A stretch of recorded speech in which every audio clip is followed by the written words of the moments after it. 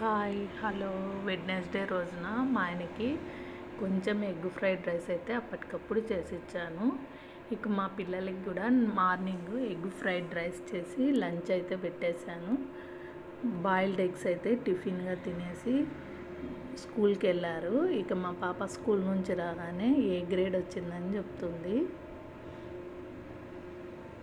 తర్వాత target reach అయిందని, ముందు సి గ్రేడ్ ఉన్నింది, టార్గెట్ రీచ్ అయిందని ఎరేజర్ గిఫ్ట్ ఇచ్చినారని స్కూల్లో చూపిస్తుంది నాకు. ఇక నైట్కి అయితే బిర్యానీ చేసుకుందామా, చాలా రోజులు అయిందని పిల్లలు అయితే అడిగారు. అయితే చికెన్ బర్డ్ ఫ్లూ వల్ల తినటం లేదు, 10 days అయింది. ఇక బాగా ఉడికించుకొని తినచ్చు అని తీసుకురమ్మన్నాను మా ఆయన్ని. ఇక చికెన్ని బాగా ఉడికించి బిర్యానీ అయితే చేశాను. బిర్యానీకి ముందుగా ఒక 1 hour నానబెట్టుకుంటే రైస్ అనేది చాలా బాగుంటుంది. ఎగ్ ఫ్రైడ్ రైస్లో కారం డైరెక్ట్గా వేస్తే ముద్దలు ముద్దలుగా ఉంటుంది. కొంచెం వాటర్లో తడిపి కారం ఉప్పు వేస్తే చాలా బాగా వస్తుంది. ఫ్రైడ్ రైస్ అనేది కారం అంతా పట్టుకుంటుంది.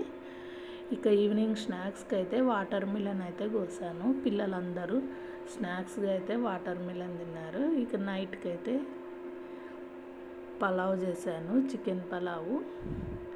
చికెన్ కొంచెంగా వేసి పలావ్లో కర్రీ అయితే పక్కన చేశాను. ఈ బిర్యానీలోకి మనము పెరుగు, చికెన్ ముక్కలు అన్నీ వేసి ఉడికించుకుంటాం కదా. అప్పుడు నేను బర్డ్ ఫ్లూ ఉందని చాలా ఎక్కువసేపు అయితే ఉడికించాను చికెన్ని హై ఫ్లేమ్లో. తర్వాత ఆ గ్రేవీ అనేది ఉడికేటప్పుడు కొంచెం తీసి పెట్టుకొని తర్వాత రైస్ పరిచిన తర్వాత పైన కలర్ వాటర్తో వేస్తే చాలా బాగుంటుంది బిర్యానీ. నేనైతే అలానే చేస్తాను. అంతే అండి ఈ వీడియో. రైస్ అయితే బిర్యానీ రైస్ చాలా బాగా వచ్చింది. అంతే ఈ వీడియో. బాయ్.